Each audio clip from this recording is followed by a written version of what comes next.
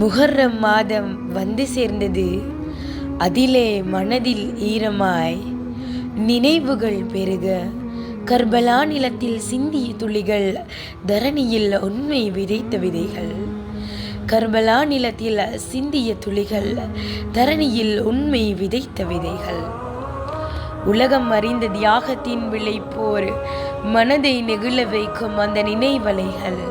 இமாம் ஹுசைன் நீதிக்காக உயிர் கொடுத்த அந்த நாள். இமாம் ஹுசைன் நீதிக்காக உயிர் கொடுத்த அந்த நாள். அதிகாரம் வேண்டாம், அத்தாட்சியும் வேண்டாம், இறைவன் வழி ஒன்றே போதுமென மடிந்து போன வீரராக. இறைவன் வழியொன்றே போதுமென மடிந்து போன வீரராக. தாக்கங்கள் வந்தும் சறுக்காத நெறி, தன் நலமின்றி தளராத நெறி. பசியும் தாகமும் பாதையில் தோளாய், தியானத்துள் மூழ்கிய வரலாறாய். பசியும் தாகமும் பாதையில் தோளாய், தியானத்துள் மூழ்கிய வரலாறாய். கருப்பும் வெண்மையும் கிடந்த அந்த நாள் இன்று வரை பேசும் ஈகையின் வண்ணமாய். இன்று வரை பேசும் ஈகையின் வண்ணமாய் நம் உள்ளமதிலே ஒளிரும் ஒளியாய்.